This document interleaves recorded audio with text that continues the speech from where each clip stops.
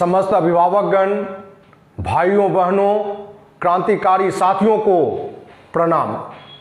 मैं धनवंत सिंह राठौर, राष्ट्रीय अध्यक्ष क्षत्रिय सेवा महासंघ। दोस्तों, कल जदयू के मुख्य प्रवक्ता द्वारा अपने आवास पर आयोजित महाराणा प्रताप स्मृति उत्सव कार्यक्रम में अपने उद्घाटनकर्ता मुख्य अतिथि आरसीपी सिंह द्वारा और जितने भी वक्ता वहां मौजूद थे, यहां तक कि जो आयोजक मुख्य प्रवक्ता थे, उन सबों ने महाराणा प्रताप जैसे विश्व के महामानव के तुलना, जिनकी तुलना सूर्य से की जाती है, सूर्य के समान है, उनकी तुलना जुगनू, जो गांव में जिसे लोग भगजोगनी कहते हैं, एक कीड़ा जिसके समान मुख्यमंत्री नीतीश कुमार हैं, उनसे करना कितना सही है ये आप सब समझ सकते हैं।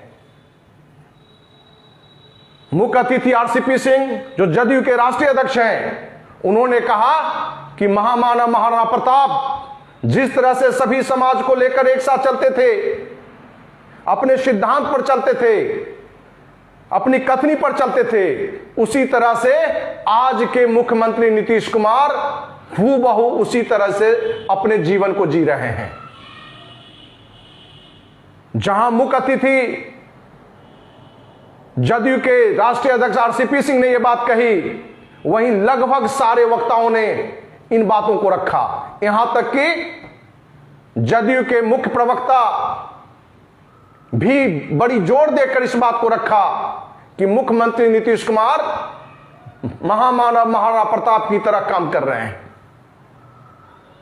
दोस्त, कहां सूरज महाराणा प्रताप और कहां भगजोगनी, जिसको जुगनू भी कहते हैं, नीतीश कुमार। हर कोई जानता है कि जहां सभी जाति सभी धर्म के लोगों को लेकर महाराणा प्रताप ने अकबर की बड़ी सेना के साथ लड़ा था, वहीं नीतीश कुमार ने सत्ता को पाने के लिए जाति को बांट के अपनी रणनीति बनाई। जहां दलित था वहां दलित को भी महादलित किया उन्होंने। गांव के घर घर अपनी वोट की पकड़ बनाने के लिए पिछड़ा अति पिछड़ा करके एक आरक्षण का एक नई रणनीति बनाया। क्या उस व्यक्ति की तुलना सूर्य के समान महामानव, विश्व के महामानव महाराणा प्रताप से इस तरह के महापापी का करना चाहिए?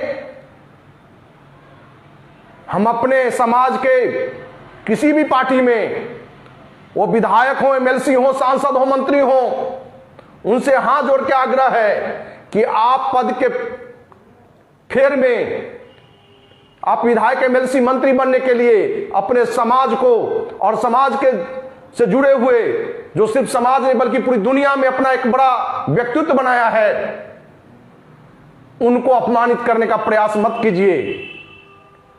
दोस्तों, वर्ष 2004 19 जनवरी 2004 को हमने पहले भी बताया है कि चुनावी साल था। पूर्व मुख्यमंत्री लालू प्रसाद यादव ने भी क्षत्रिय सेवा महासंघ के ही बैनर तले रविंद्र भवन में घोषणा की थी कि महाराणा प्रताप की हम प्रतिमा लगाएंगे। और 21 मई 2004 को नीतीश कुमार भी विद्यापति भवन में यह कहते हुए कि बड़े शर्म और दुख की बात है कि आज तक बिहार की राजधानी पटना में महामानव महाराणा प्रताप की प्रतिमा नहीं लगी है। मेरी सरकार बनती है तो जल्द से जल्द महामानव महाराणा प्रताप की प्रतिमा राजधानी के मुख्य चौराहे पर स्वरोही प्रतिमा हम लगाएंगे। दोस्त, 2004 के बाद से लेकर आज तक 2-4-6 महीने को हटा दें तो सारा काल मुख्यमंत्री नीतीश कुमार ही रहे हैं। पिछले साल जदयू के मुख्य प्रवक्ता द्वारा ही आयोजित कार्यक्रम, जो सरकारी कार्यक्रम था, मुख्यमंत्री नीतीश कुमार मुख्य अतिथि थे। उन्होंने फिर चुनावी साल को देखते हुए 2020 बिहार का विधानसभा चुनावी साल था, चुनावी साल को देखते हुए समाज के ही एक व्यक्ति को आगे करके महाराणा प्रताप स्मृति महोत्सव का कार्यक्रम मिलर हाई स्कूल पटना में रखा। और आप सबों को पता है कि वोट की राजनीति के लिए सिद्धांतहीन व्यक्ति यह भी कहा कि महाराणा प्रताप हल्दी घाटी के युद्ध के रूप में जाने जाते हैं, जिस हल्दी घाटी में मैं भी गया था और वहां की मिट्टी लगाकर मैंने अपने सर में लगाया था। दोस्तों, उन्होंने घोषणा था कि जल्द से जल्द हम राजधानी के मुख्य चौराहे पर हम महाराणा प्रताप की प्रतिमा स्थापित करेंगे। वहीं उन्होंने दूसरी घोषणा यह भी की थी कि हमारे पुराने साथी, जो आप सबों को पता है कि जिस केस में वो पूरी तरह से निर्दोष है, दोषी है ही नहीं, पूर्व सांसद आनंद मोहन, जिनकी रिहाई की हम जल्द से जल्द प्रयास करेंगे। आप सबों को यह भी पता है कि आज राज्य सरकार यह चाह ले कि पूर्व सांसद निर्दोष आनंद मोहन की रिहाई जब चाहे तब कर सकता है। हम तो आज भी कहते हैं कि 26 जनवरी नीतीश कुमार, यदि तुम्हारे अंदर में थोड़ी भी शर्म हया बची है, यदि वादा खिलाफी करने की आदत से थोड़ा भी बचना चाहते हो, तो 26 जनवरी को पूर्व सांसद आनंद मोहन की रिहाई करो। तो जहां महाराणा प्रताप घास की रोटी खाए, अपनी सिद्धांत के लिए गद्दी को छोड़ दिए, मुगलों की अधीनता नहीं स्वीकार किए, वहीं नीतीश कुमार की कथनी और करनी में क्या फर्क है आप सभी जानते हैं। झूठी वादा करना और उसका फिर खिलाफत करना नीतीश कुमार से कोई सीखे। जाति को कैसे बांटा है ये एक एक बच्चा तक बता सकता है, किसी बुद्धिजीवी को बताने की आवश्यकता नहीं है। लेकिन बड़े दुख और शर्म की बात है कि आज हमारे ही समाज के लोग विधायक, एमएलसी, मंत्री, सांसद बनने के लिए चाटुकारिता के स्तर पर इतना गिर गए हैं कि अपने समाज को और अपने जो महामानव हैं, जो देश ने विश्व के महामानव हैं, उनको भी अपमानित करने का एक अलग प्रयास रचा रहे हैं। दोस्तों,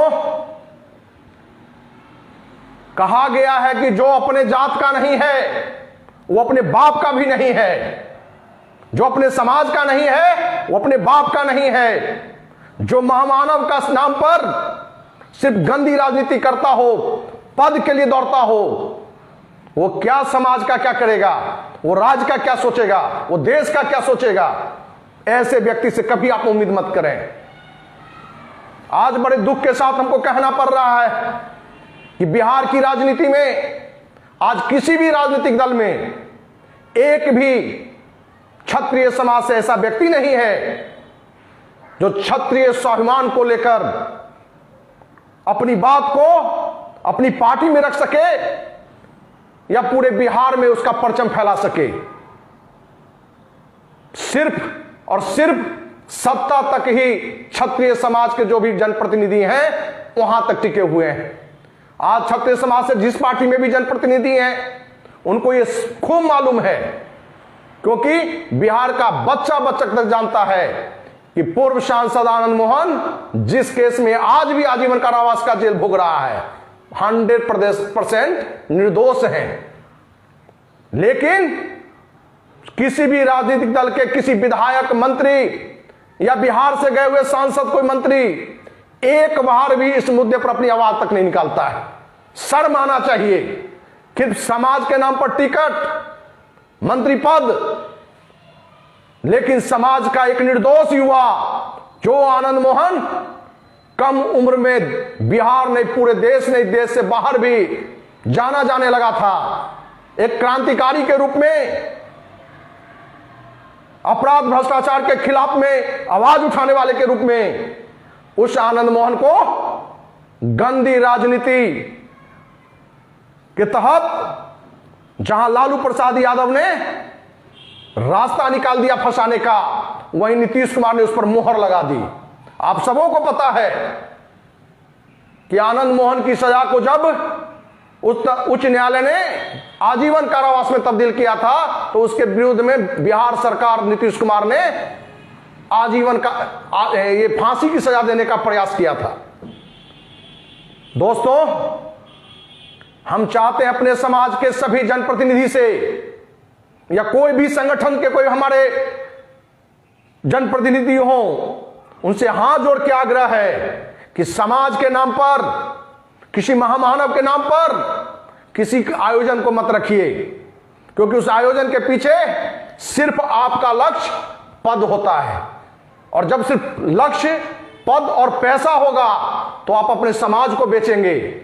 आप अपने समाज के जो महामानव हैं, जो पूरे विश्व में अपना एक महामानव का जिनका रूप है, उनके नाम पर आप सिर्फ आयोजन करके उनका कद को छोटा करते हैं।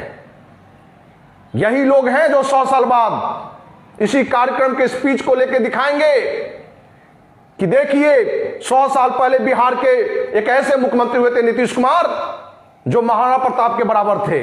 इन वक्ताओं की बात को सुनिए और उस समय बहुत सारे लोग उस पर मोहर मारेंगे कि नीतीश कुमार महाराणा प्रताप की तरह सभी समाज के लोगों को लेकर चलने वाले लोग थे, स्वाभिमानी माने लोग थे। क्या यह सच्चाई है? आज नीतीश कुमार से ज्यादा भ्रष्ट बिहार में कोई मुख्यमंत्री नहीं हुआ।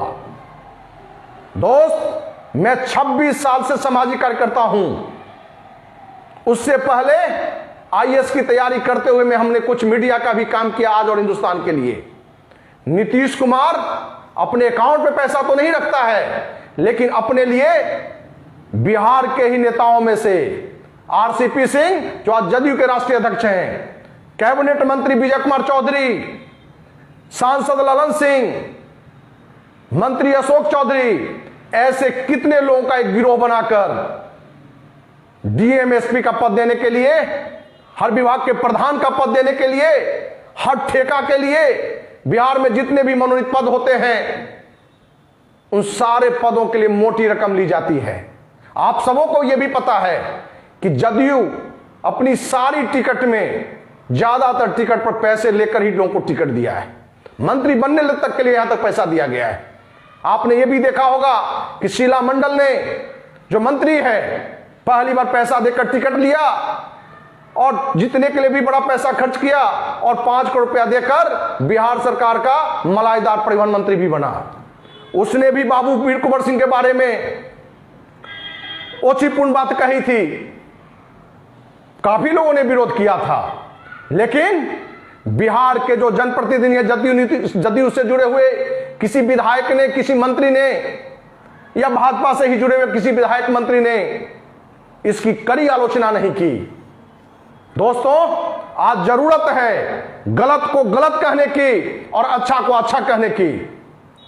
मैं यह भी कहना चाहता हूं, क्षत्रिय समाज के ही जो मुख्य प्रवक्ता है जदयू में, कि मुख्य प्रवक्ता जी, आप में इतनी योग्यता जरूर है कि प्रवक्ता को कौन कहे, एमएलसी को कौन कहे, आप कैबिनेट मंत्री के हकदार हैं, लेकिन इसके लिए चमचागिरी करने की आवश्यकता नहीं है। समाज के नाम पर दलाली करने की जरूरत नहीं है। महामानव को गाली देने की जरूरत नहीं है। महामानव को नीतीश कुमार जैसे, आरसीपी जैसे पापियों से तुलना करने की आवश्यकता नहीं है।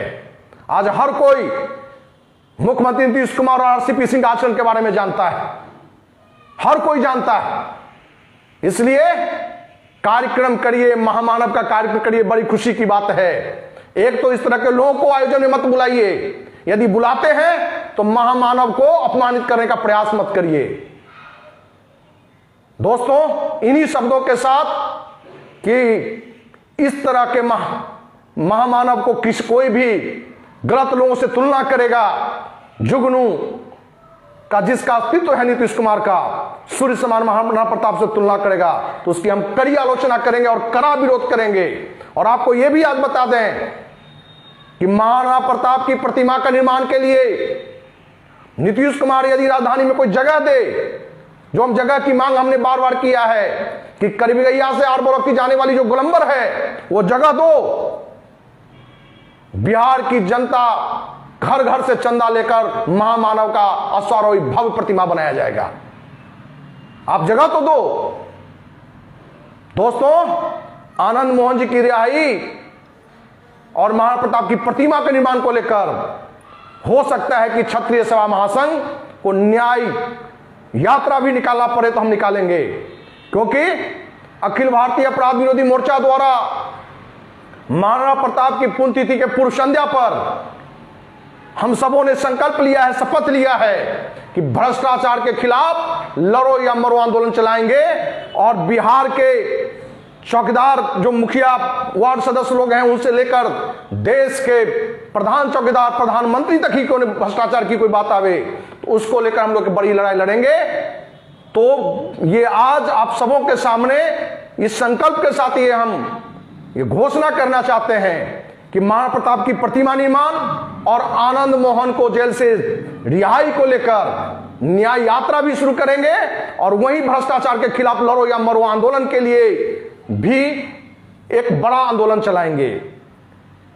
इन्हीं शब्दों के साथ ये कहते हुए, आग्रह करते हुए कि आप सबों को महामानव के बारे में कोई दूसरा फिर से इस तरह की हिम्मत नहीं जुटा सके, हिमाकत नहीं कर सके, दुस्साहस नहीं कर सके, इन बातों को जितना ज्यादा से ज्यादा हो अपने जितने भी लोग परिचित हैं उनमें जरूर शेयर करें, जिससे लोगों को लगे कि गलत को गलत हमको कहना चाहिए। सिर्फ पद के लिए, ठेकेदारी के लिए हम किसी के दलाली हमको नहीं करनी चाहिए, चमचागिरी नहीं करनी चाहिए।